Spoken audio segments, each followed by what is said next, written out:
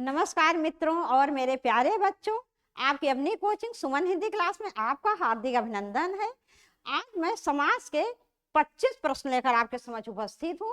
जैसे कि अभी 10 से 11 बजे वाला जो मेरा ऑफलाइन बैच है उसमें समास टॉपिक समाप्त हुआ है, तो इसीलिए आज मैं इसके 25 प्रश्न करवाने जा रही हूँ। कल भी आपको इसी के प्रश्न करवाए जाएंगे।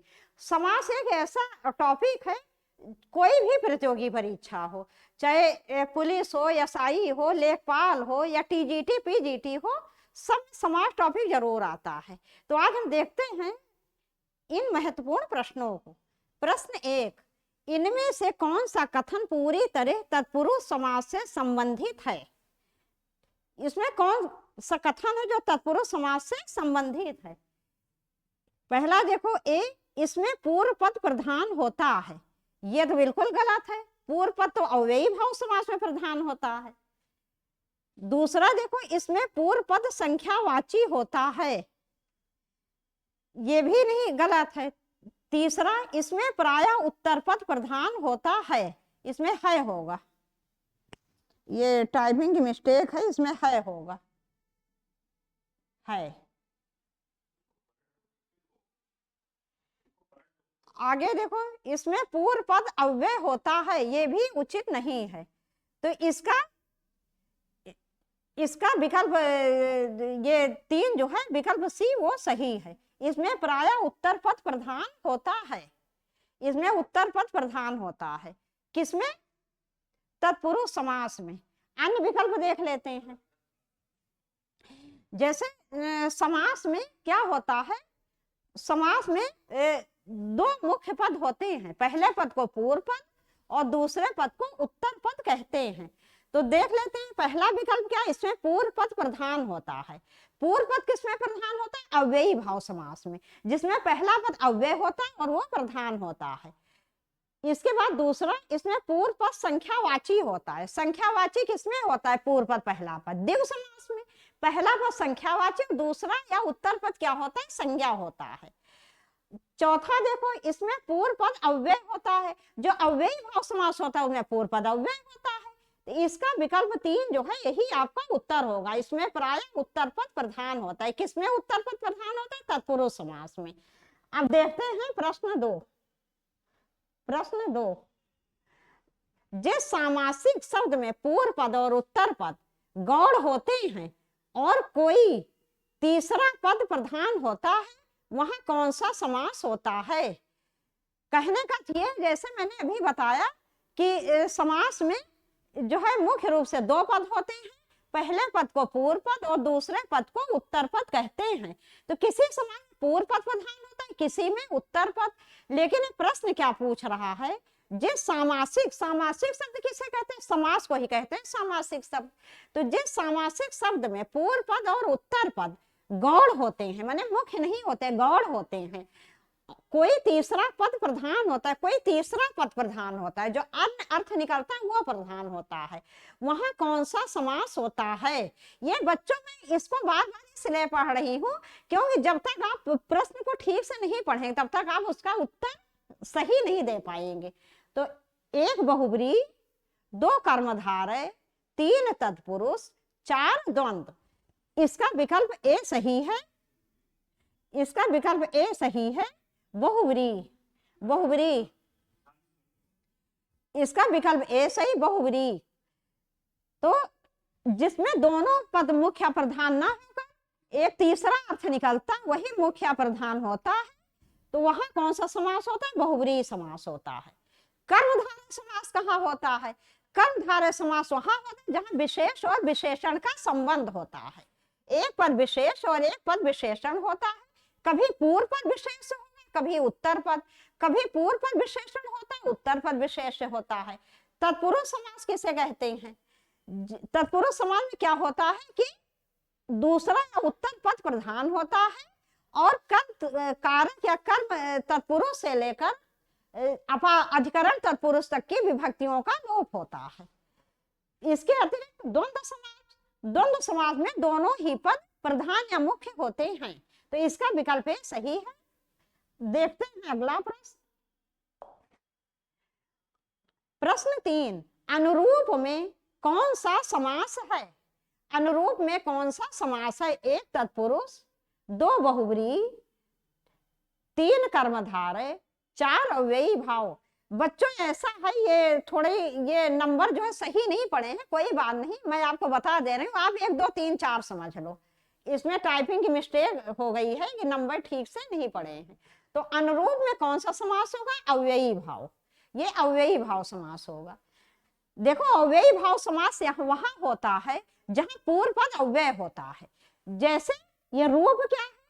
रूप मूल शब्द है और ये अन अव्यय है या अन उपसर्ग है। जहां समझ लो पहला पद पूर्व पद अव्यय होगा या उपसर्ग होगा, वहां पर अव्ययी भाव समास होगा, कोई दूसरा समास नहीं होगा। तो यहाँ रूप मूल शब्द है, अन उपसर्ग या अन अव्यय है, इसलिए ये अव्ययी भाव समास है। अगला प्रश्न देख, प्रश्न 4, आमरण में कौन सा समास है? 1 तत्पुरुष, 2 अव्ययी भाव, 3 द्वंद्व, 4 द्विगु। इसका विकल्प 2 सही है, अव्ययी भाव। यहाँ पर भी देखो, यहाँ मरण मूल शब्द है और ये आ उपसर्ग या आ अव्यय। अव्यय सब लोग जानते हो नहीं जानते हो?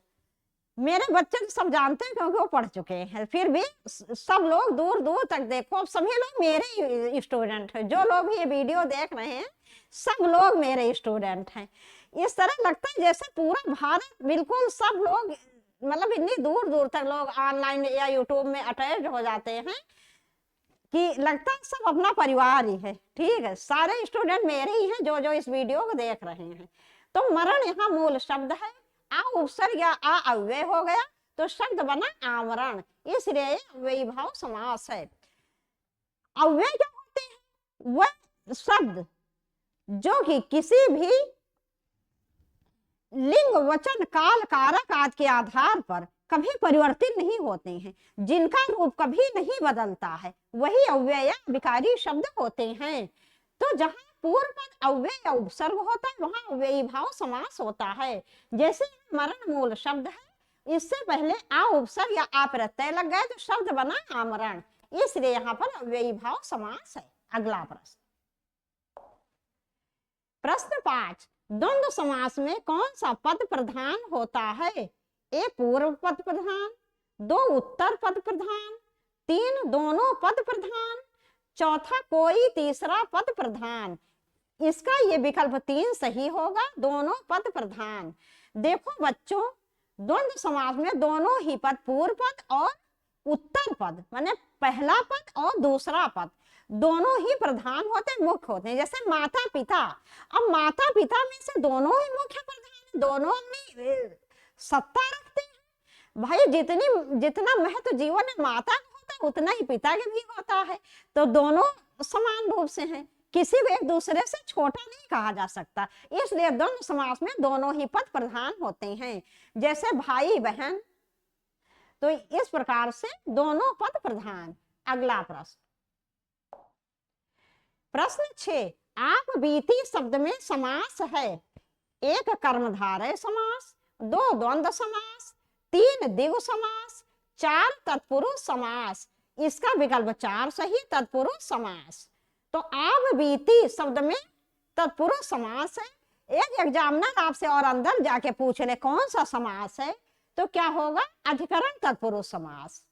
अब आप ये कैसे जानोगे? आप बीती, इसको तोड़ दो, इसको तोड़ोगे तो क्या हो जाएगा? आप पर बीती। अगर हम इसका समास विग्रह करें तो क्या हो जाएगा? आप पर बीती, आप बीती। तो ये क्या हो गया? अधिकरण तत्पुरुष समास। कहीं में और पर देख लो तो वहां समझ लो अधिकरण तत्पुरुष समास है। और इससे क्या होता है? क्रिया के आधार पर बोध होता है कि क्रिया कहाँ घटित हो रही है। ठीक है, तो यहाँ अधिकरण तत्पुरुष समास है, आप पर बीती। अगला प्रश्न, प्रश्न 7, पदच्युत में कौन सा समास है? 1 द्विगु, 2 अव्ययी भाव, 3 द्वंद्व, 4 तत्पुरुष। इसका विकल्प 4 सही, तत्पुरुष। तो पदच्युत में तत्पुरुष समास है। यह एग्जामिनर आपसे और अंदर जाके प्रश्न पूछ ले कि कौन सा तत्पुरुष समास है, तो आप आपका उत्तर होगा पद से च्युत, माने पद से अलग। अलग होने भाव कहाँ होता है? अपादान तत्पुरुष में। इसलिए यहाँ पर अपादान तत्पुरुष समास है। पद से च्युत माने पद से अलग। अगला प्रश्न, प्रश्न 8, हथकड़ी में कौन सा समास है? 1 अव्ययी भाव, 2 तत्पुरुष, 3 द्वंद्व, 4 देव। इसका विकल्प 2 सही, तत्पुरुष। हथकड़ी में तत्पुरुष समास है। यदि आपसे परीक्षा में और अंदर जाके प्रश्न पूछ लिया जाए कौन सा तत्पुरुष समास है, तो आपका उत्तर होगा संप्रदान तत्पुरुष समास। जब हम इसका विग्रह करेंगे तो क्या हो जाएगा? हाथ के लिए कड़ी, हाथ के लिए, हाथ के लिए, हाथ के लिए कड़ी, अर्थात हथकड़ी, हाथ के लिए कड़ी अर्थात हथकड़ी। तो यहाँ पर संप्रदान तत्पुरुष समास है, क्योंकि के लिए जहां किसी के लिए कोई कार्य किया जाए वहां कौन समास होगा? संप्रदान तत्पुरुष समास। इसलिए यहाँ पर संप्रदान तत्पुरुष समास है। अगला प्रश्न, प्रश्न 9, स्नेह मग्न में कौन सा समास है? स्नेह मग्न में, ये गलत लिखा है, ये का नहीं आएगा, यहाँ पर टाइपिंग की मिस्टेक है। स्नेह मग्न में कौन सा समास है? यहाँ सा होना चाहिए। कौन सा समास है? 1 द्वंद्व, 2 तत्पुरुष, 3 अव्ययी भाव, 4 देव। इसका तत्पुरुष समास होगा। यहाँ क्या होगा? तत्पुरुष समास। यहाँ पर भी बच्चों अधिकरण तत्पुरुष समास है। स्नेह में मग्न क्या हो जाएगी? इसको तोड़ोगे तो स्नेह में मग्न, स्नेह मग्न। तो कौन सा समास है? अधिकरण तत्पुरुष समास। अगला प्रश्न, प्रश्न 10, कमल नयन में कौन सा समास है? 1 द्विगु, 2 द्वंद्व, 3 बहुब्रीहि, 4 अव्ययी भाव। इसका विकल्प 3 सही, बहुब्रीहि। कमल के समान नेत्र वाले, अर्थात कौन है? भगवान विष्णु। अगर यहाँ पर बहुब्रीहि ना रहे, कर्मधारय हो जाए, अगर बहुब्रीहि नहीं रहेगा तो ये कर्मधारय में चला जाएगा। लेकिन यदि बहुब्रीहि दिया है तो आपका उत्तर केवल और केवल बहुब्रीहि होगा, इसके अतिरिक्त कुछ भी नहीं होगा। अगला प्रश्न, प्रश्न 11, जिन सामासिक शब्दों में पहला पद संख्या को व्यक्त करने वाला विशेषण होता है वे शब्द कहलाते हैं? 1 द्विगु समास, 2 द्वंद्व समास, 3 अव्ययी भाव समास, 4 बहुब्रीहि समास। इसका विकल्प 1 सही, द्विगु समास। जिन सामासिक शब्दों में पहला पद संख्या को व्यक्त करता है और दूसरा पद क्या होता है? संज्ञा होता है, वहां द्विगु समास होता है। जैसे पंचवटी, सप्त सिंधु, ये सब क्या हो गया? द्विगु समास हो गया। पहला पद संख्या और दूसरा क्या होगा? संज्ञा होगा। अगला प्रश्न, राज दरबार में कौन सा समास है? 1 अव्ययी भाव, 2 बहुब्रीहि, 3 तत्पुरुष, 4 कर्मधारय। इसका विकल्प 3 सही, तत्पुरुष। राज दरबार कौन सा तत्पुरुष समास है? यहाँ एग्जामिनर आपसे और अंदर जाए पूछे तो कौन होगा? इसका विग्रह करो। राजा का दरबार माने संबंध तत्पुरुष समास, जहां का, की, के, रा, री, रे इस प्रकार के कारक चिन्ह आते हैं और कहीं न कहीं संबंध का बोध होता है, ज्ञान होता है। जैसे राज दरबार, राजा का दरबार, किसका दरबार? राजा का दरबार। दरबार और राज में, राजा में संबंध स्थापित हो रहा है, इसलिए यहाँ पर संबंध तत्पुरुष समास है। अगला प्रश्न, प्रश्न 13, यथा संभव में कौन सा समास है? 1 तत्पुरुष, 2 कर्मधारय, 3 अव्ययी भाव, 4 बहुब्रीहि। इसका विकल्प 3 सही, अव्ययी भाव। जहां पहला को जैसे मैंने बताया कि क्या हो? अव्यय या उपसर्ग हो। कहीं पर यथा देख लो, भर देख लो, आ देख लो, तथा देख लो, इस प्रकार के शब्द आ देख लो, तो सामान्य निश्चित रूप से अव्ययी भाव समास है, कोई दूसरा समास नहीं है। जैसे यहाँ देखो यथा आ गया है, तो इसलिए अव्ययी भाव समास। प्रश्न 14, जिस समास में पूर्व पद गौण तथा उत्तर पद प्रधान हो उसे कौन सा समास कहते हैं? 1 द्विगु समास, 2 तत्पुरुष समास, 3 बहुब्रीहि समास, 4 द्वंद्व समास। इसका विकल्प 2 सही है, तत्पुरुष समास। जिस समास में पूर्व पद गौण होता है तथा उत्तर पद मुख्य होता है, प्रधान होता है, वहां तत्पुरुष समास होता है। तत्पुरुष समास में कर्म कारक से लेकर और अधिकरण कारक तक के विभक्ति का लोप होता है, और जब हम इसका समास विग्रह करते हैं तो क्या होता है, विभक्ति चिन्ह जो है वो प्रकट हो जाते हैं। अगला प्रश्न, प्रश्न 14, जिस समास में ये वही आ गया क्या? प्रश्न 17, परमेश्वर में कौन सा समास है? 1 तत्पुरुष, 2 अव्ययी भाव, 3 द्वंद्व, 4 कर्मधारय। इसका विकल्प 4 सही, कर्मधारय। देखो बच्चों, कर्मधारय समास में विशेष और विशेषण का संबंध होता है। अधिकतर क्या होता है, विशेषण पहले आता है, विशेष बाद में, और कभी कभी विशेष पहले आता है, विशेषण बाद में। बस आप ये समझ लो, मोटी भाषा में विशेष और विशेषण का संबंध होता है। तो परमेश्वर परम है जो ईश्वर, क्या होगा, इसका विग्रह करो तो हो जाएगा परम है जो ईश्वर। अगला प्रश्न, प्रश्न 18, मुंबई में गगनचुंबी इमारतें बनी हैं, रेखांकित शब्द में कौन सा समास समाहित है? ये गगनचुंबी को आप कर दो रेखांकित, गगनचुंबी। तो ये गगनचुंबी शब्द जो है, इसमें आपको ये बताना है कि कौन सा समास है। 1 कर्मधारय समास, 2 द्विगु समास, 3 अव्ययी भाव समास, 4 तत्पुरुष समास। तो इसमें तत्पुरुष समास है। अब एग्जामिनर अगर आपसे और अंदर जाके पूछ ले कौन सा तत्पुरुष समास है, विग्रह करके देख, गगन को चूमने वाली, गगन को चूमने वाली, तो कौन सा होगा, कोचहीन, क्या हो गया, कर्म तत्पुरुष समास। क्या हो गया, कर्म तत्पुरुष समास। अगला प्रश्न,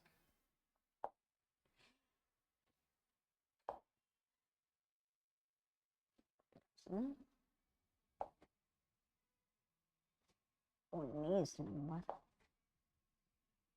19 नंबर पीताम्बर, 19 नंबर कहाँ गया? 18, मुंबई में गगनचुंबी इमारतें बनी हैं। प्रश्न 20, ये प्रश्नों की संख्या में कुछ गलती हो गई बच्चों, ये टाइपिंग की मिस्टेक है, और ये नंबर भी ये जो है ABCD सही नहीं पढ़े हैं, लेकिन कोई बात नहीं। शास्त्र प्रवीण महाविद्यालय में पीताम्बर धारण करने आते हैं, उस वाक्य में ये उसकी जगह इस होना चाहिए। इस वाक्य में तत्पुरुष समास कौन से शब्द में है? यह तत्पुरुष समास यहाँ पूछा गया कौन से शब्द में है।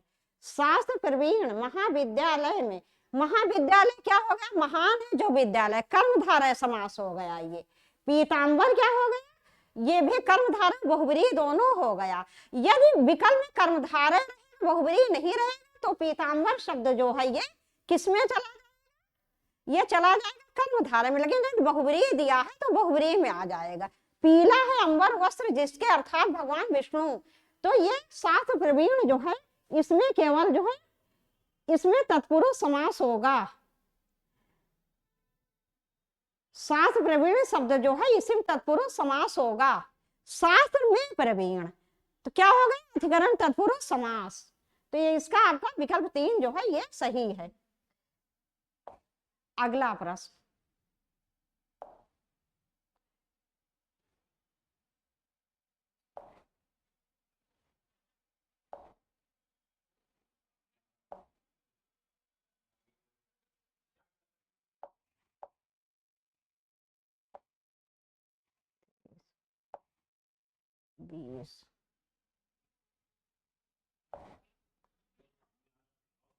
ये नंबर इसमें बच्चों बहुत गलत दिया है, कोई बात नहीं, अब आगे से गलती नहीं होगी। प्रश्न 23, पंचवटी में कौन सा समास है?